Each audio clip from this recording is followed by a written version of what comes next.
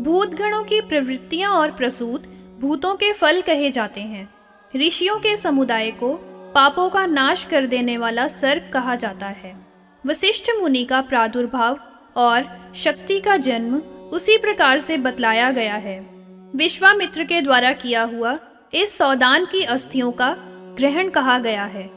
अदृश्यंती में विभु पराशर की उत्पत्ति कही गई है। अपने पिता की कन्या के उदर से महामुनि व्यास देव ने जन्म ग्रहण किया था। धीमान सहपुत्र शुकदेव मुनि का जन्म कहा गया है। पराशर ऋषि का विश्वामित्र मुनि के प्रति प्रकृष्ट विद्वेष होता है। विश्वामित्र मुनि की हिंसा की इच्छा से अग्नि की वशिष्ठ सभृति का कथन है। विप्र विश्वामित्र के हित की इच्छा वाले देव विधाता ने ऐसा किया था। विभु, बुद्धिमान, गीर्ण, स्कंद ने संतान के हेतु से एक वेद के 4 पाठ किए थे। भगवान शिव के अनुग्रह से भगवान व्यास देव ने उसी भांति भेद किया था। उस वेद के शिष्यों और प्रविष्टों ने वेद की अयुत शाखाएं की थी। प्रयोग में प्रहवला नहीं है, जैसा कि स्वयंभू ने देखा है। धर्म की आकांक्षा रखने वाले उन विशिष्ट मुनियों ने पूछा था, जो कि पुण्य देश की इच्छा रखने वाले थे और विभु उनके हित की इच्छा रखने वाले थे। सुनाम दिव्य रूप और आभा से युक्त 7 अंगों वाला और शुभ को बताने वाला था। यह उपमा से रहित वर्तमान चक्र था। पीछे से अतंद्रित होकर नियत वे गमन करें और फिर पाटित को प्राप्त हो जाएंगे।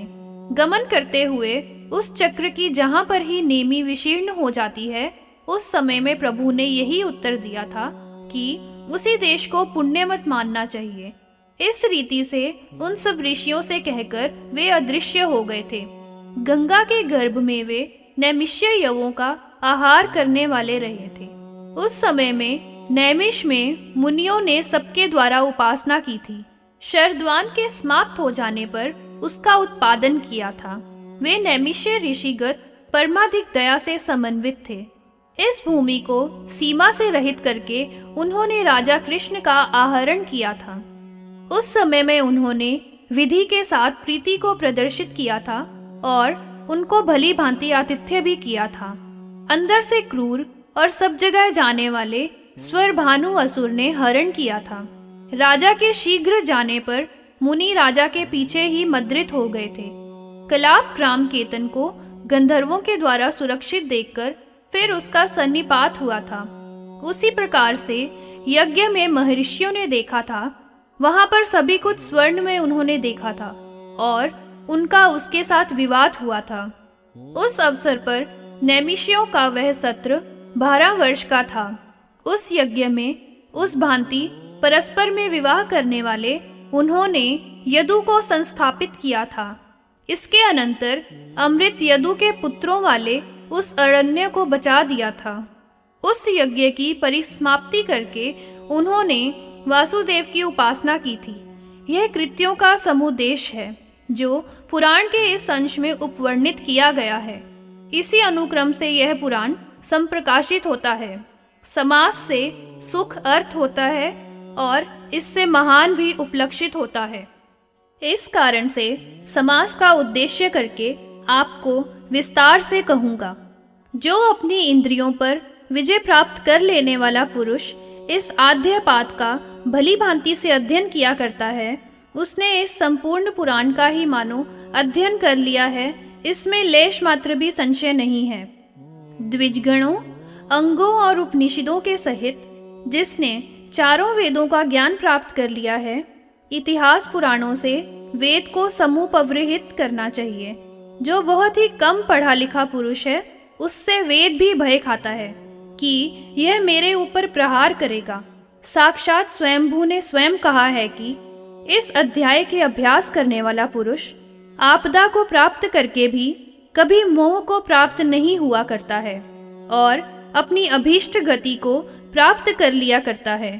कारण यह है कि यह पुराण प्राचीन काल में हुआ था और उन्होंने यह कहा था कि जो इसके निरुक्त जानता है वह सब प्रकार के पापों से प्रमुक्त हो जाया करता है।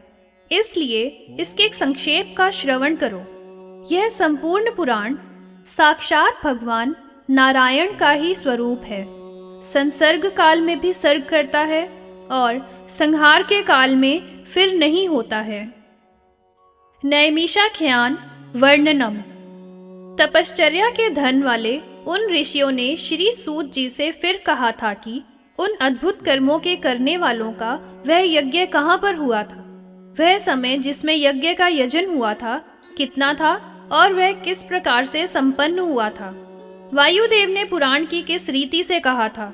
उन्होंने बहुत विस्तार के साथ इस पुराण का कथन किया था।